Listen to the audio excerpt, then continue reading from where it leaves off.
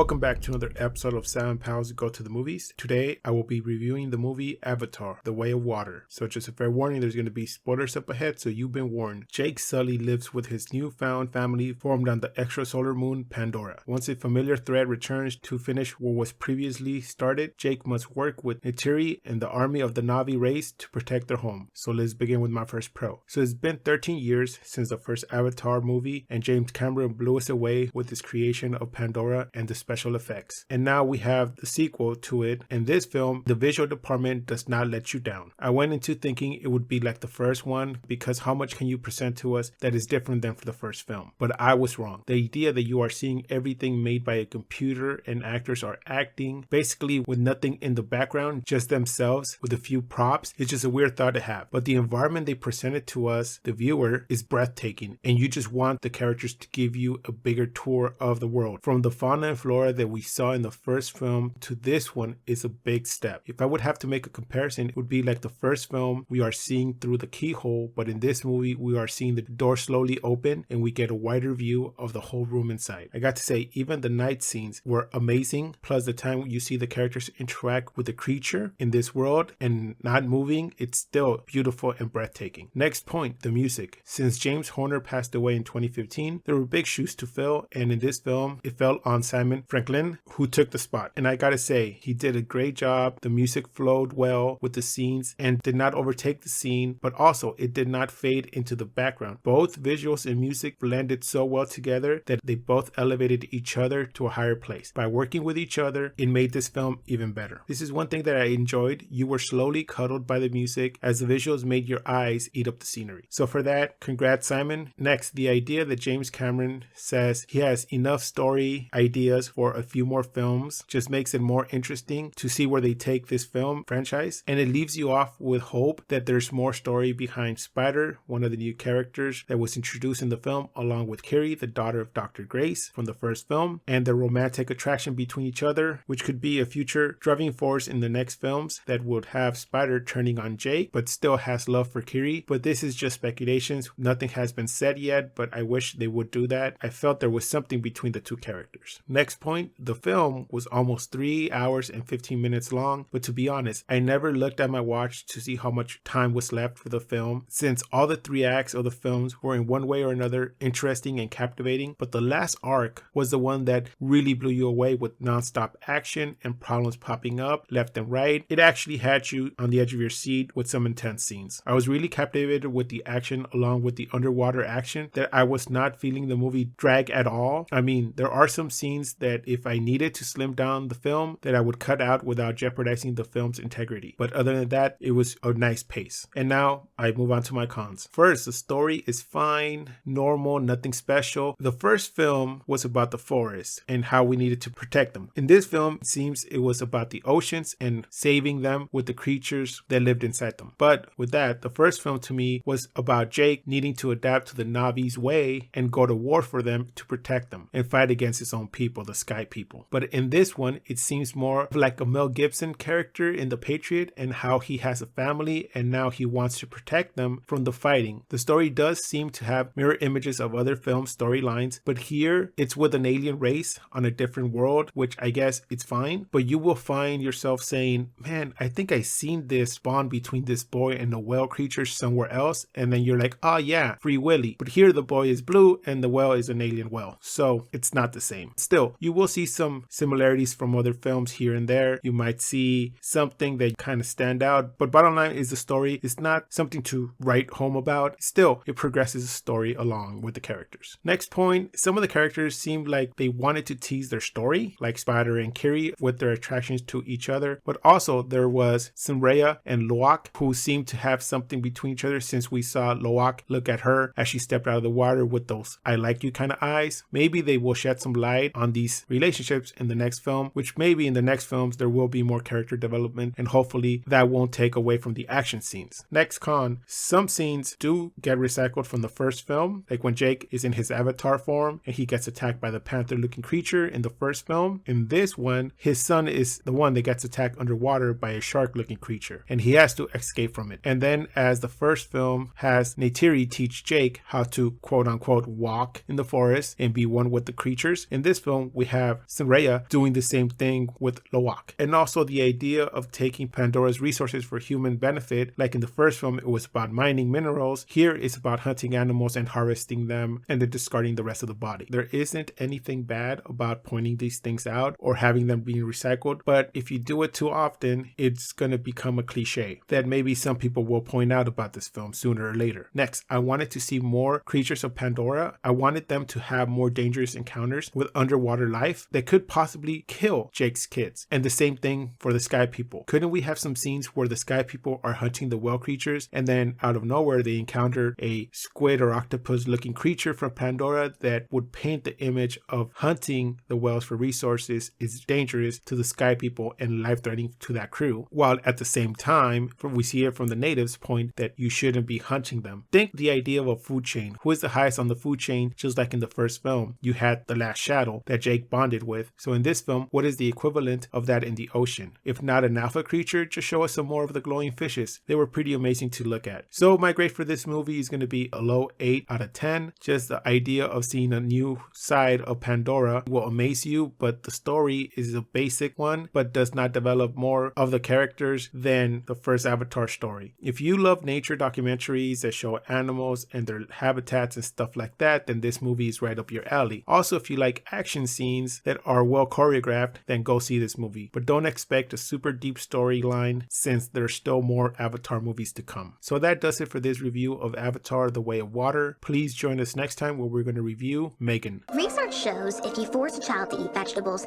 they'll be less likely to choose those foods as adults. Is that so? Yes. Experts say... Megan, turn off.